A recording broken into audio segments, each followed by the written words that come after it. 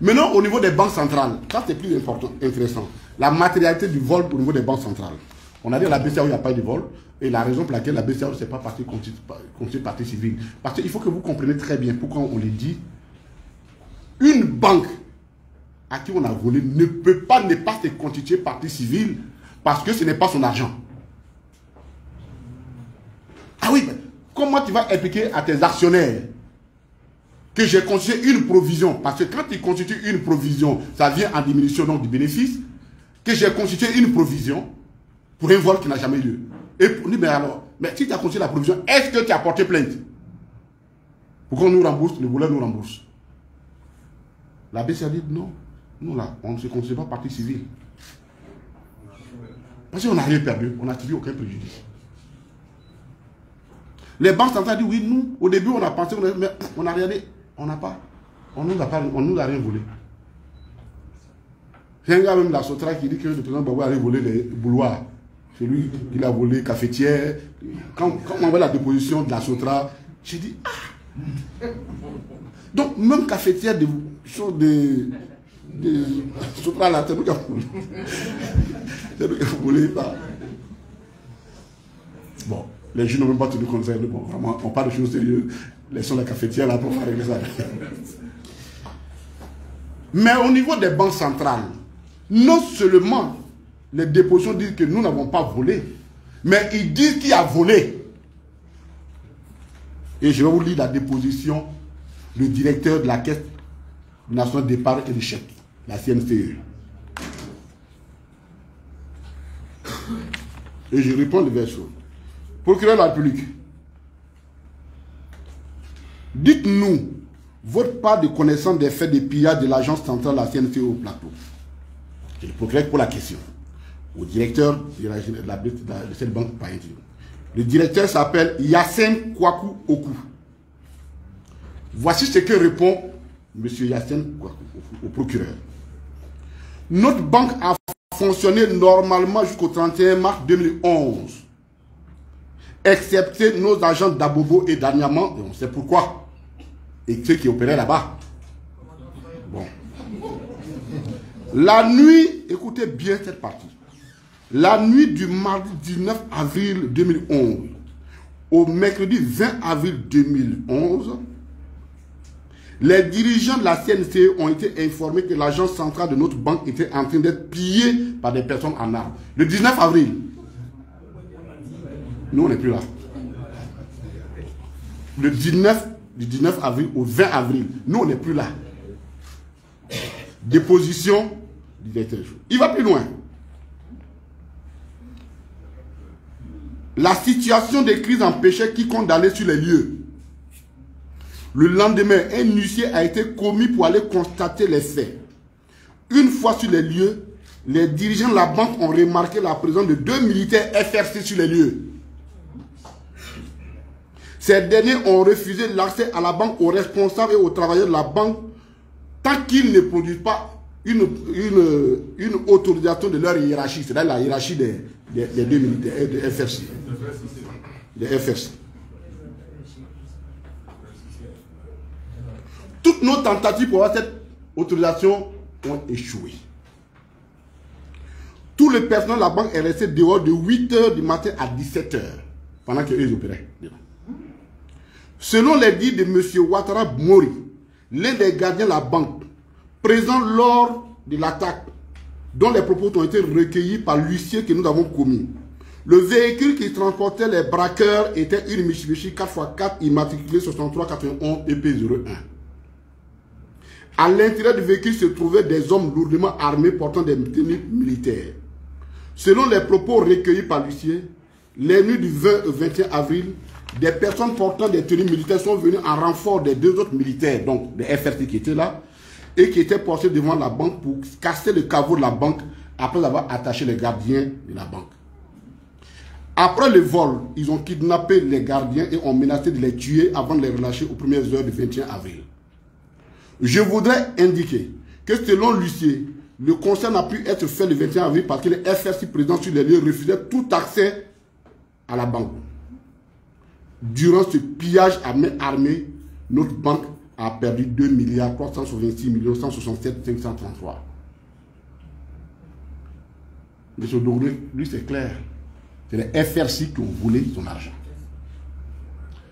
Pour ceux qui auraient oublié, les FRC, c'était l'armée qui combattait pour le régime actuel.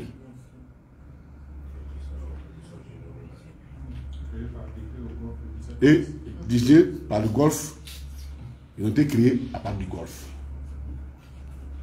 Donc quand M. Cissé on parle de responsabilité pour faire d'autrui, alors on doit rattacher ça à qui alors? On rattache à qui? Bien. Donc vous convenez que non seulement on n'a pas volé, mais ceux qui ont volé, on les a identifiés. Pour quelqu'un qui cherche la vérité, on n'a qu'à chercher des matriculations de véhicules. Au moins, c'est passé le 19. Et je peux vous dire que c'est ce témoignage-là qui m'a sauvé à Accra. Ça, qui m'a sauvé à Accra. Parce qu'ils ont mis tous les artifices. Quand il a fait sortir ça là,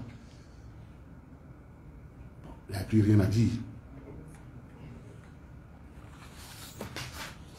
Donc, devant un tribunal normal, sérieux, des juges qui respectent les fonctions. Et c'est pourquoi, vous avez remarqué, ce régime-là perd tous les procès à l'international. J'ai été le premier à les battre. Le président Laurent Gbagbo est venu les battre. On allait devant la Cour africaine des droits de l'homme, on les a battus. C'est-à-dire qu'il n'y a que les magistrats ivoiriens seuls qui lisent le droit pour eux. Non, mais je vous l'ai dit. Ils n'ont jamais gagné un procès contre nous à l'étranger. Il suffit seulement que les juges soient un peu sérieux, c'est fini.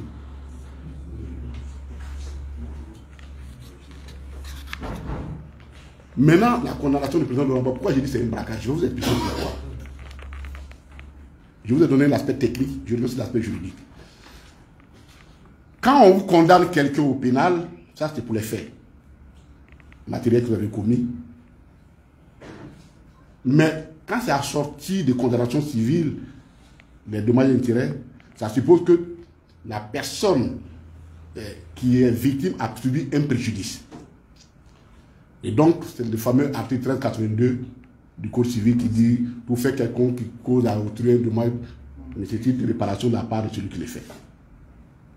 L'article 1384 du Code civil il répond que même si ce n'est pas toi, si c'est quelqu'un d'autre qui l'a fait, ou bien ton objet, tu dois réparer le préjudice.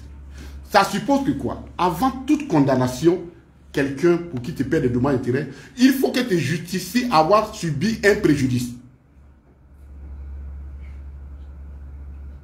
Il faut que tu justifies que moi j'ai subi un préjudice. Parce que s'il n'y a pas de préjudice, il n'y a pas de réparation de dommages. Or, on vient de vous le dire, la BCEAO dit que je n'ai pas de préjudice. Que c'est les salaires qui ont été payés. L'État ivoirien n'a pas payé 2 fois les salaires, ni les charges de fonctionnement quand ils sont revenus. Donc l'État ivoirien n'a pas subi de préjudice. À partir du moment où tu n'as pas subi de préjudice et que tu condamnes quelqu'un à te payer des dommages et intérêts, c'est du braquage. Donc c'est du vol. Mais seulement organisé par la main des juges. Parce que je ne peux pas aller au SG, paye-moi 100 millions de dommages et intérêts sans que je ne prouve au moins que j'avais au moins 100 millions. Mais j'avais un bien qui valait au moins 100 millions. Que j'ai perdu quelque chose au moins de ce montant-là. C'est le fondement de l'article 1382 du Code civil.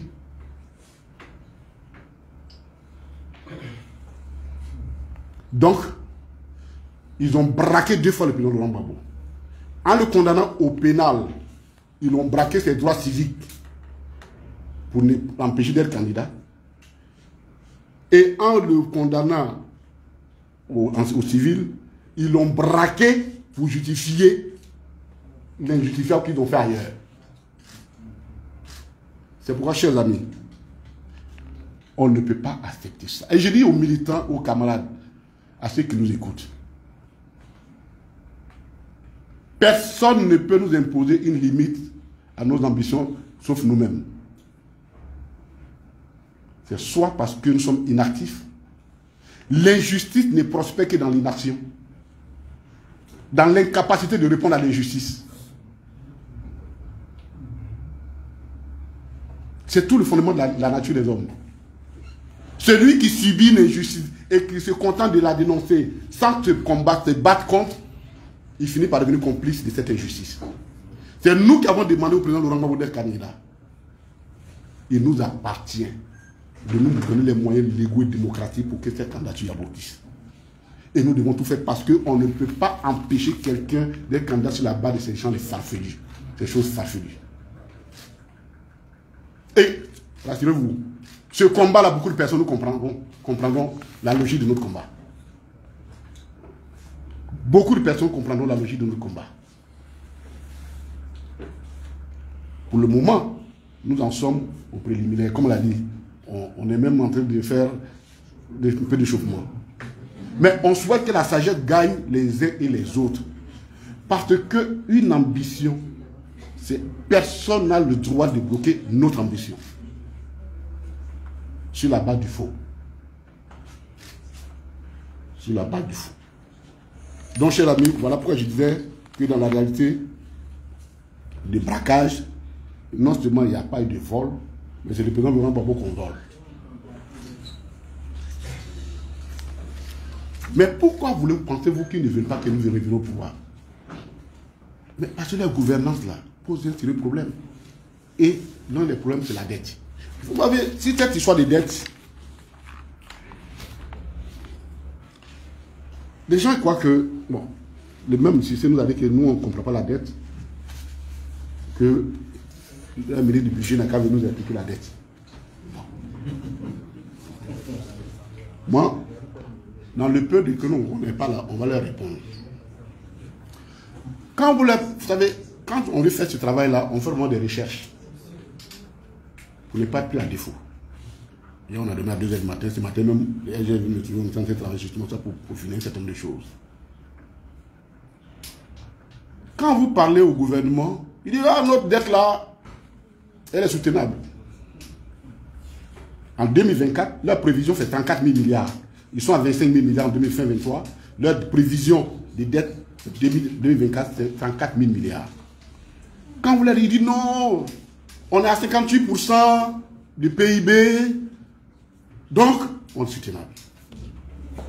Alors je suis allé m'asseoir pour chercher un pays qui avait moins que ça, le taux était moins que ça et qui est en défaut de paiement. J'ai pris 4 économies, la Côte d'Ivoire, le Sénégal, l'Éthiopie et le Ghana. L'Éthiopie parce que l'Éthiopie est en cessation de paiement. Le Ghana parce que le Ghana est en défaut de paiement aussi. Le Sénégal parce que le Sénégal a un taux de dette qui est de l'ordre de 78% du PIB. Et la Côte d'Ivoire qui est pour le moment à 58,7%. Alors, c'est tellement intéressant ce tableau quand nous avons fait les études comparatives. On se rend compte qu'un pays comme l'Éthiopie, de 2012 à 2021, 22, par là, leur PIB a augmenté de 205%. Il a cru, c'est-à-dire qu'il a quasiment doublé. Même quadruplé, parce que 100%, ça fait comme si a fait l'équivalent, ça a doublé. 205% de taux.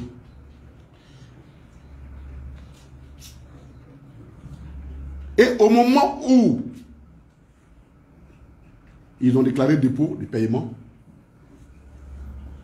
le ratio PIB, dette sur PIB était de 37%, de 33%. Le ratio dette sur le PIB était de 33%. Nous sommes à 58%, nous on dit non, non, non, pour nous on est encore tenable, parce que l'annonce 70%, il était à 33%. Mais qu'est-ce qui explique, si tant est que ce taux-là, ce ratio est un ratio rassurant, qu'est-ce qui peut expliquer qu'à 33% du PIB, on soit en cessation de paiement, en défaut de paiement?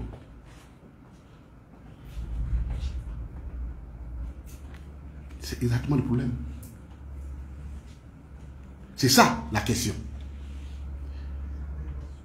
Le PIB dans nos pays africains, ça ne veut absolument rien dire. Ça ne veut absolument rien dire. Parce que si tu n'es pas capable de convertir ton PIB en recette domestique, en recette fiscale, c'est comme si tu vends du vent. Tu brasses du vent. Voici la réalité. Le PIB de l'Éthiopie fait 2 fois le PIB de la Côte d'Ivoire. Ils sont à 153 milliards de dollars, lorsque la Côte d'Ivoire a 70 milliards de dollars.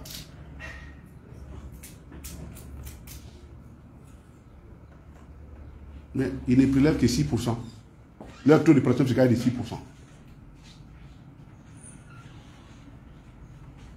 C'est la même chose au Ghana. Le PIB en 2022 du Ghana était largement de 5 milliards de dollars supérieur à celui de la Côte d'Ivoire. C'était la deuxième économie après le Nigeria. Ils sont en cessation de paix. Mais pourquoi? Mais parce que on fait, alors que nous faisons exactement ce qui les a envoyés dans ce problème. On est venu, investissement blim blim, ainsi de suite. Moi, j'ai vu en Éthiopie un train construit TGV, construit par les Chinois. Même les serveuses de thé sont chinoises dans le train. À partir de ce moment-là, ton PIB, là, qu'est-ce qui reste de ton PIB? Non seulement les travaux sont faits en franchise d'impôts, parce que c'est l'État qui finance, donc il ne met pas d'impôts là-dessus.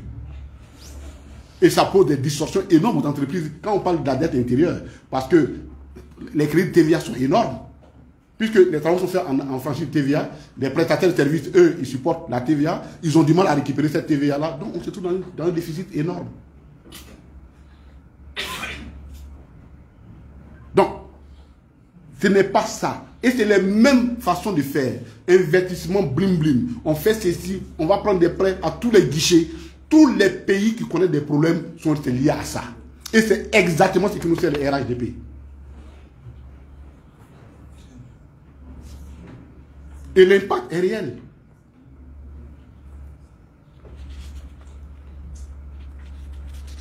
On va faire une petite souris pour que vous compreniez où il nous emmène.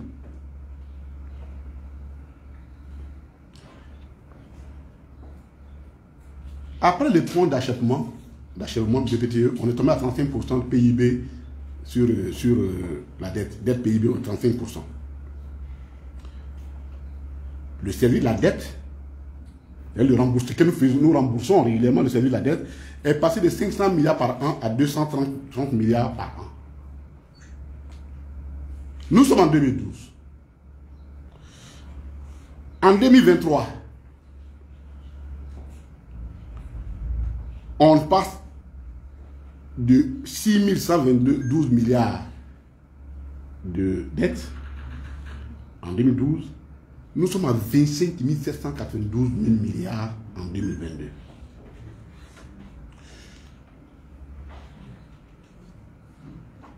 Est-ce que vous imaginez?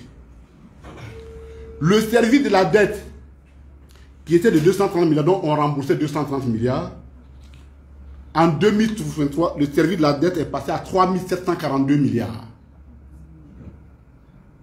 Même si tu augmentes, alors que le PIB n'a augmenté que de 30 périodes que de 92%.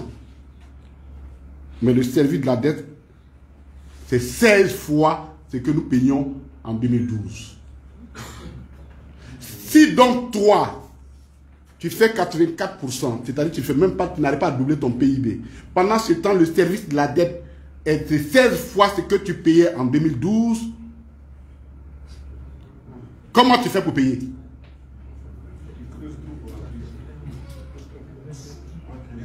Ce sont des chiffres, c'est leurs propres chiffres à eux. Hein. Tu payes 16 fois le service de la dette. De sorte que, pour 2023, le service de la dette, plus la masse salariale réunie, nous sommes à 102% des recettes fiscales. C'est-à-dire, quand on a fini de payer les... Et 102%, c'est-à-dire même qu'il y a une partie des fonctionnaires où on est obligé de chercher l'argent pour venir les payer. C'est-à-dire, tout ce que nos collègues font, les gens ils travaillent sur le terrain, tout ce qu'ils font, les recettes fiscales là, le service de la dette prend, c'était autour de 5 000 milliards à peu près l'année passée. Si vous payez 3 000 milliards là-dessus, ça fait à peu près 60%. Le service de la dette prend 60% des recettes fiscales et le reste c'est la masse salariale. Ça veut dire que quoi? Que même pour acheter un petit matériel dans un hôpital, il faut le prendre à crédit. Une compresse, il faut le prendre à crédit. Et que même le fonctionnement de toutes les institutions qui se sont données là-bas, un pays où on a président de la République, vice-président de la République, représentant spécial du président de la République, premier ministre, c'est quoi ça? Ça, pour alimenter, il faut tout ça aussi, on fait ça à crédit. Chers amis de la Côte d'Ivoire, chers camarades, population de la Côte d'Ivoire, notre pays, là, les gens là nous conduisent dans le trou noir. Je rappelle qu'en 2000, en 80 déjà, quand on a eu les problèmes, la dette privée, elle était à peu de 5-6%. Aujourd'hui, la dette privée fait plus de 45% de la dette nationale, la dette privée. C'est-à-dire, le retraitement de la dette est difficile. Et c'est pourquoi les pays ont du mal à payer les dettes. Puisque avant, tu peux négocier avec un pays. Quand tu prends un crédit à une banque, c'est plus facile de négocier. Mais quand tu vas prendre les eurobonds, quelqu'un a pris son épargne et vous l'a donné. Tu vas t'arrêter pour dire, moi, il faut revoir le paiement. Donc, le dernier prêt qu'ils ont pris, tout avec une banque, avec la charte des banques qui a fait le travail pour eux, c'est pour rembourser les échéances qui sont arrivées à terme. Donc, on est rentré dans un cycle d'endettement sans fin. Voilà ce que les spécialistes du FMI nous envoient ici. Population de Côte d'Ivoire. Et vous êtes déjà dans l'impact. Et je finis par là. Quel est l'impact sur le quotidien? Moi, j'ai reçu ma fiche d'impôt foncier. Ça a augmenté de 60%.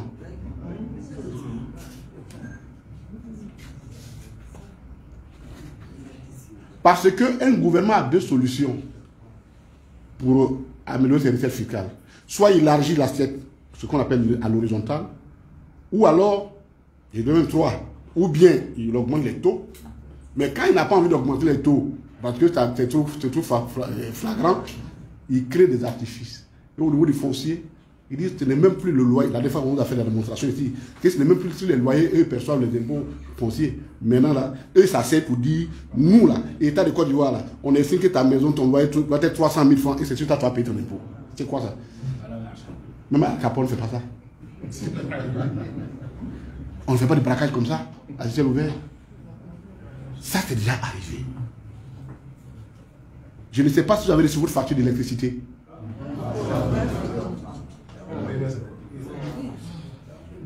Je ne sais pas si vous avez vu les factures d'électricité.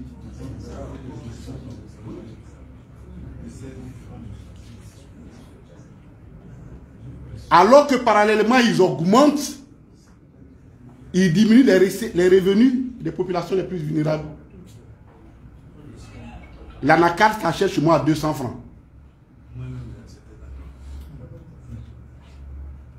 Et c'est à cause justement de l'endettement qu'ils ne sont pas capables de répercuter, et j'ai les artifices, l'embellie du cours du cacao sur les populations.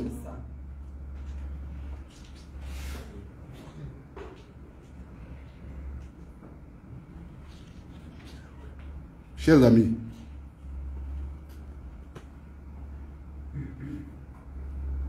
la réalité, elle est là.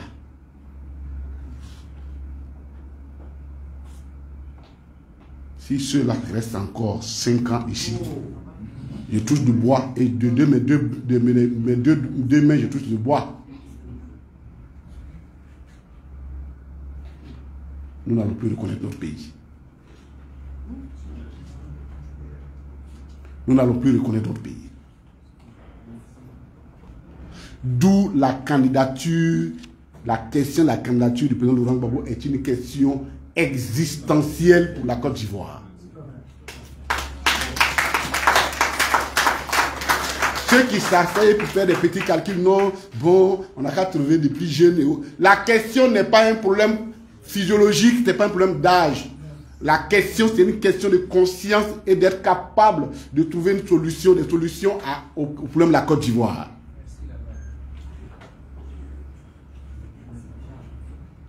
C'est pourquoi nous n'avons ni plan B, plan C, plan D, ou alors si nous en avons, le plan A s'appelle Laurent Gbagbo, le plan B s'appelle Laurent Gbagbo, et le plan Z s'appelle Laurent Gbagbo. Ça, il faut que ce soit connu, il faut que ce soit connu chez nous. Parce que nous avions à sauver un pays. Nous avons à sauver un pays qui est pris en otage. Savez-vous que je vais finir par là? Que sur les 11 unités de transformation de l'anacarde, 9 ont fermé. Parce que le coût d'exploitation, les facteurs d'exploitation sont impossibles. Vous augmentez l'électricité, vous augmentez. Pendant ce temps, les Vietnamiens qui sont nos concurrents directs là-dessus, le coût, c'est 5 fois moins que les nôtres. Comment voulez-vous tenir la concurrence? Chers amis, j'ai été long, on ne va pas insister, mais nous donnons ces détails-là pour que ceux qui nous écoutent comprennent. Il y a deux sortes de dirigeants. Il y a les dirigeants qui se soucient de l'avenir. Et parce qu'ils aiment leur pays, ils disent je ne prendrai pas le risque de compromettre mon pays. Et il y a des dirigeants qui disent il n'y a que moi et moi seul, après débrouillez-vous. Si nous raisonnions comme ça, nous, on ne nous serait pas engagés en 2009 alors que nous allons aux élections présidentielles dans le PPTE. Donc ils sont en train d'être. C'est parce que le président Laurent Gbagbo a aimé ce pays. Il aime ce pays qu'il a accepté tous ces sacrifices. Voilà la différence entre un homme d'État et un homme de pouvoir. Je vous remercie.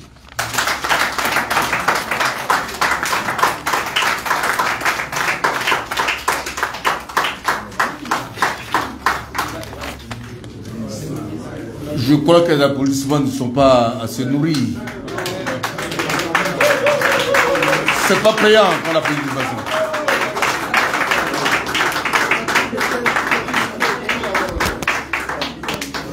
Sous ce que je vous dis, ça s'appelle un coup magistral. Et ça, c'est vraiment le coup du marteau. Monsieur le ministre, on va donc se permettre de vous dire une fois de plus merci parce que vous avez dit ça avec force détail et surtout vous y avez mis la qualité et la forme. Ceux qui ne veulent pas comprendre ne comprendront pas, mais ça va s'imposer à eux. Les Ivoiriens vous ont écouté, la presse est là et ils comprendront aujourd'hui qu'une seule solution, c'est le retour au pouvoir du président Koudou Laurent Gbagbo en 2025. C'est ça qu'il s'agit. Amis de la presse, il vous revient à vous, puisque nous sommes quand même à une conférence de presse, de poser les questions que vous souhaitez pour pouvoir comprendre beaucoup mieux ce qui a été dit, ou alors que le ministre renforce ce qu'il a dit. La parole vous revient, vous vous présentez votre organe et vous posez la question. Mais s'il vous plaît, je souhaite qu'on ne pose pas deux fois la même question, qu'on gagne du temps. Je vous remercie. Monsieur le ministre, on passe aux questions.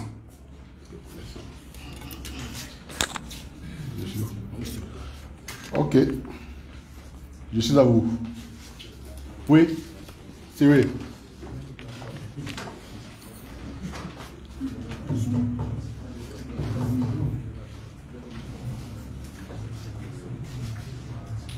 Germain Sewé, L'Horizon Info, .net.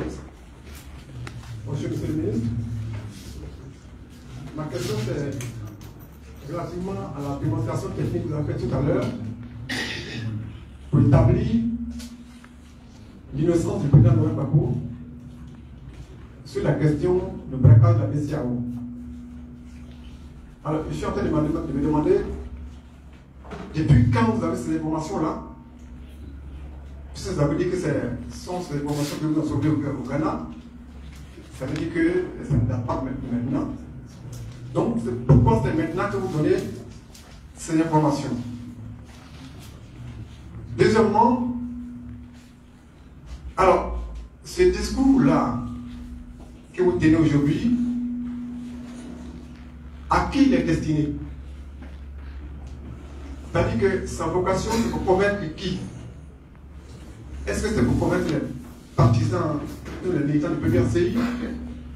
Est-ce que c'est pour convaincre les militants du RHDP? Ou bien même le président? Est-ce que c'est pour éclairer la justice de Côte d'Ivoire? Ou bien est-ce que c'est destiné à l'international, mais à la communauté internationale? Sinon, qui ne serait pas encore convaincu de l'innocence du président Gbagbo sur cette question-là, que ces éléments-là viendraient, je vais dire, édifier? Donc, voilà ma question. Merci. Merci beaucoup. Je vous ai expliqué que ces informations, nous les tenons depuis qu'on nous a poursuivis. Donc, depuis 2012, j'ai eu un procès qui a commencé le 24 août 2012 et qui s'est terminé le 30 août 2013. J'ai fait 2 fois 45 jours de prison. La première fois pour cette affaire-là. Et quand ils se sont rendus compte que vraiment ça ne pouvait pas intéresser un seul Ghanéen, la deuxième fois ils m'ont dit que j'ai tué 2 personnes. Ils m'ont prévu de m'envoyer en prison. Là aussi, c'est pour ça que je l'ai gagné. Parce que moi, le juge leur a dit, bon, ok, il a tué quelqu'un, ok. Mais dis-nous au moins avec quoi il les a tués. Il a fait fétiche. Il a fait machette avec fusil. Ils m'ont gardé en prison 45 jours. Le juge était fâché le matin, il m'a dit, bon, écoute, mon tribunal, ce n'est pas un lieu où on vient s'amuser. Et il m'a libéré. Donc, nous sommes... Mais c'est parce qu'ils savaient que nous avions ces informations qu'ils ne vont plus que le président Laurent Gbagbo soit présent au procès. Dans la réalité, c'est ça. Je vous ai dit, c'est le seul procès pénal au monde où l'objectif du procès était que le prévenu ne soit pas présent pour se défendre. Donc, nous avions ça. Mais l'opportunité est arrivée, c'est le président qui m'a dit, il est temps que tu fasses sortir ça. Maintenant, c'est adressé à qui? Chez nous, on dit, quand vous avez un piquet, même quand il est solide, il faut le renforcer davantage, on continue de taper là-dessus. Dans notre affaire, il y a ceux qui ne raisonnent pas. On ne va pas revenir sur eux. Par leur nature, ils ne raisonnent plus. Ils ont décidé de prendre cette nature. Donc ça, tu as beau leur expliquer, ça sert à rien. Il y a des gens de bonne foi qui continuent de croire que bon, cela est possible. Nous adressons à eux. Mais surtout, nous sommes en train de préparer la légitimité de tout ce que nous ferons en rapport avec un quelconque obstacle à la candidature du président Laurent Gbagbo. À partir de ce moment-là, il n'est jamais de trop de dire les choses. Afin que quand ça doit arriver, chacun soit prêt à témoin qu'on vous avait déjà dit, voici les éléments. Sinon, je sais que eux-mêmes, quand ils disent ça, ils ont parfois honte. Ceux qui ont encore l'espèce de la nature humaine en eux. Voilà. Oui. Merci, je suis Ferdinand Bali du quotidien Le Temps. La première question est relative au courrier adressé au président. Le premier courrier date de quand? La deuxième question, on sait que les droits gagnants de la BCEAO pour le doivent être payés par les relais. Pourtant, curieusement, la BCEAO ne s'est pas plainte de ça. C'est pas pourquoi. Pourquoi est-ce que vous avez les raisons de cette non-plainte? Merci beaucoup. Le premier courrier, on l'a fait le 15 mars 2023. Il a été déposé à 8h35 minutes précises. 2024. Il a été déposé à 8h35 minutes précises. Et le second, on l'a fait le 12 avril 2024. C'est justement, merci de me permettre de revenir sur ça, le seul rapport de la BCEAO qui mentionne un quelconque vol. C'est le vol des agents de Mans, de Korogo et de Poitiers. C'est le seul rapport qui existe.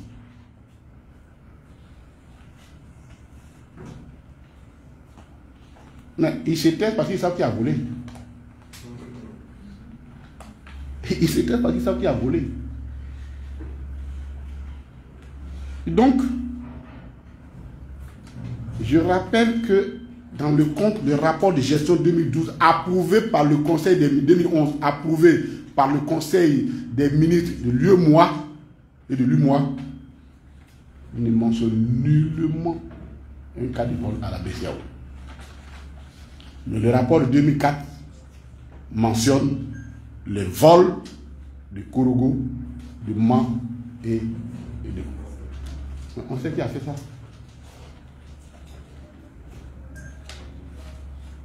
C'est pourquoi je dis, c'est parfois l'être humain qui est pressé, mais l'histoire a tout son temps. Et c'est pourquoi un homme sage a dit, le temps est un autre nom de Dieu. Autre question?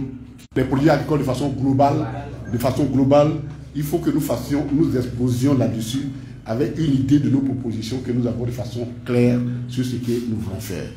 Sur la dette, il faut que les gens comprennent. Et l'endettement.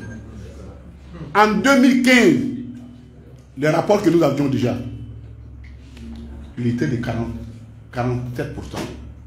C'est-à-dire qu'il y avait 47% du montant des prêts qui correspondaient aux investissements.